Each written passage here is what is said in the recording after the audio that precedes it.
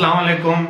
अबरार रशीद आपकी खिदमत में एक मरतबा फिर हाजिर है और आपसे दरख्वास्त है कि इस वीडियो के आगाज़ पर आपने जिस कुकिंग चैनल का ऐड देखा है उसका लिंक डिस्क्रिप्शन बॉक्स में मौजूद है, उसको ज़रूर सब्सक्राइब कीजिएगा। आपका बहुत बहुत शुक्रिया।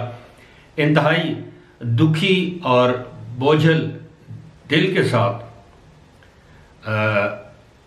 ज़बान जो है वह अल्फाज का साथ नहीं दे रही कि किस तरह इस अंदोहनाक, अफसोसनाक, करबनाक ख़बर को आपके साथ शेयर करूं। यकीनन आप लोगों ने सुन लिया होगा, देख लिया होगा, आज पेशावर में एक मस्जिद पर दहशतगर्दी का एक हमला किया गया, जिसके नतीजे में अब तक जिस वक्त के मैं ये वीडियो बना रहा हूँ तकरीबन 57 से 60 के करीब नमाजी जो हैं वो शहीद हो गए, 200 से ज़ायद नमाजी ज़ख्मी हैं।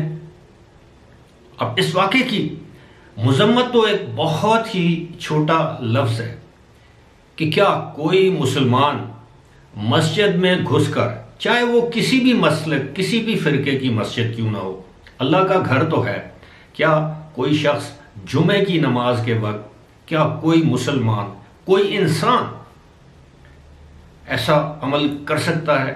यकीनन नहीं, लेकिन ऐसा हुआ और पाकिस्तान की तारीख में यह पहली मर्तबा नहीं हुआ। पुलिस हुकाम के मुताबिक पेशावर में किस्सा खानी बाजार में कूचा रसालदार है, बड़ी मशहूर जगह है, जहाँ पर एक अहले तशय्युअ की एक मस्जिद थी, जहाँ पर नमाजी नमाज अदा करने के लिए बड़ी तादाद में जमा थे। एक दहशत गर्द आया जो कि पैदल आया, उसने मस्जिद के बाहर ड्यूटी पर मामूर 2 पुलिस एहलकारों पर फायरिंग की, जिससे एक शहीद हो गया। उसके बाद उसने मस्जिद के अंदर घुसते ही फायरिंग शुरू कर दी, उसके नतीजे में कई अफराद शहीद हुए। उसके बाद उसने खुद को धमाके से उड़ा दिया, जिसके नतीजे में इब्तदाई तौर पर 30 अफराद, बाद में 50 और अब खबरें ये हैं कि 60 के करीब शहादतें हो चुकी हैं। काफ़ी अरसे के बाद इस तरह का वाक़या पाकिस्तान में रूनुमा हुआ है।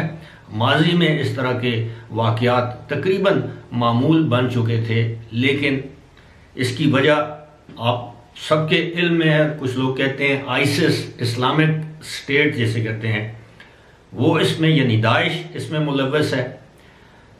कुछ लोगों का मानना ये है कि इसमें तहरीके तालिबान पाकिस्तान मुलव्वस है। अभी तक जिस वक्त के मैं ये वीडियो बना रहा हूँ उस वक्त तक किसी ने भी इस वाक़े की, इस गुनाह की जिम्मेदारी कबूल नहीं की। वही रवायती बातें, वज़ीर आज़म पाकिस्तान ने इस वाक़े की शदीद अल्फाज में मज़म्मत की है और बताया है कि जो इस वाक़े में मुलव्वस अफराद हैं उनको कैफ़रे किरदार तक पहुँचाया जाएगा। Leader of the opposition Shahbaz Sharif ने भी इसी तरह मज़म्मत की है। दीगर सियासी रहनुमाओं ने, वफाकी वज़ीर दाखिला शेख रशीद ने, सूबाई वज़ीर आला, गवर्नर, यानी कि जो भी पाकिस्तान में सियासी रहनुमा हैं, हुक्मरान हैं, सब ने अपने तौर पर इस वाक़े की मज़म्मत की है। अब इसको हम सिक्योरिटी लैप्स कहें। अब खबर आएगी कि जनाब अलर्ट था, थ्रेट आई हुई थी। अगर थ्रेट आई हुई थी, अलर्ट था, तो फिर इस तरह की जगह पर मुनासिब हिफाजती इक़दामात या इंतज़ामात क्यों नहीं किए गए? वही बात, सांप निकल जाता है, हम लकीर पीटते रहते हैं, आज नहीं तो 6 दिन बाद, 10 दिन बाद, 1 महीने बाद हम लोग इस वाक़े को भूल जाएंगे और फिर किसी और वाक़े के सानहे के मुंतज़िर होंगे। जिस तरह मैंने बताया है कि ये इस वाक़े में जो भी मुलव्वस है वो अपने आप को मुसलमान नहीं कहलवा सकता, वो मुसलमान कहलवाने के लायक ही नहीं, बल्कि मैं तो कहूँगा कि इंसान कहलवाने के लायक नहीं। कोई भी इंसान किसी की भी इबादत गाह में जाकर इस तरह की हरकत करे तो यकीनन उसको इंसान कहलाने का हक हासिल नहीं है। आपको याद होगा 2-3 साल कबल न्यूजीलैंड में इसी तरह एक ऑस्ट्रेलियाई बाशिंदे ने मस्जिद में घुसकर मुसलमानों को शहीद किया, जिनमें बहुत से पाकिस्तानी भी शहीद हुए।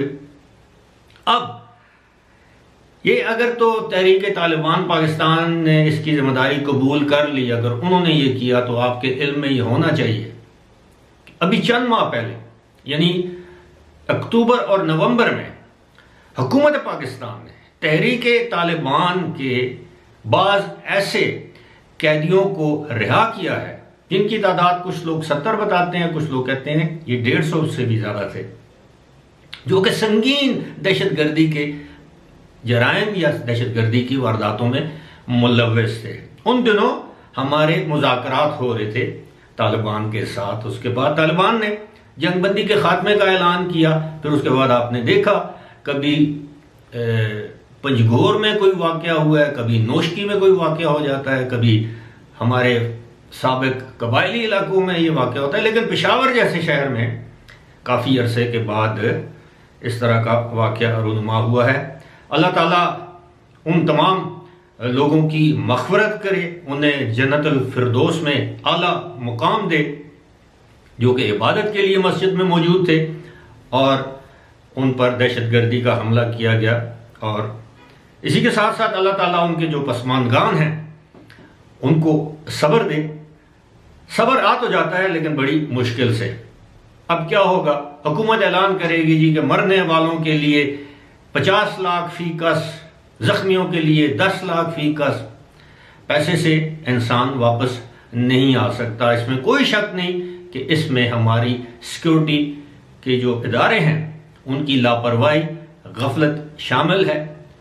दहशतगर्दों को पकड़ने से पहले उन अफराद के खिलाफ कार्रवाई की जाए जिनके ज़िम्मे पेशावर ही नहीं बल्कि हमारे सूबे या पूरे पाकिस्तान की सिक्योरिटी है।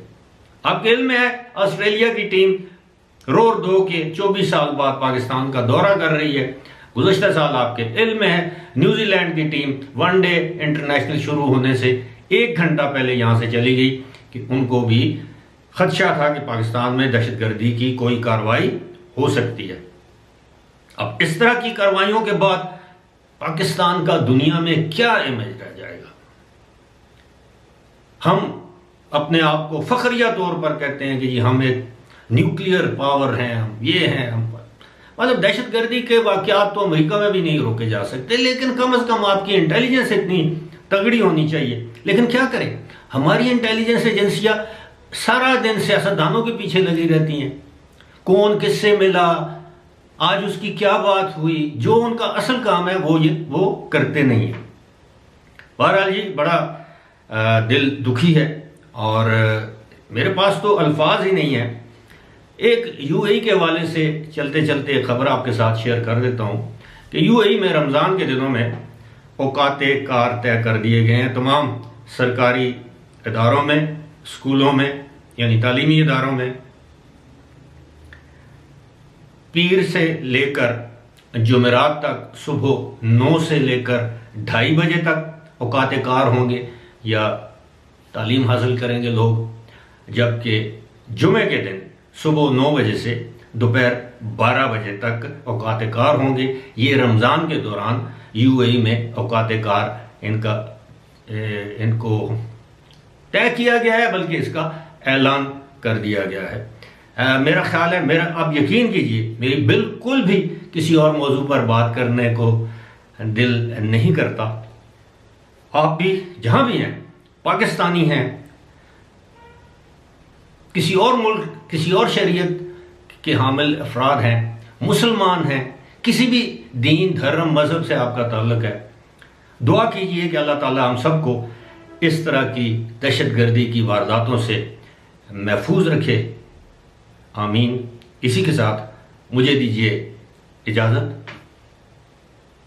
खुदा हाफ़िज़।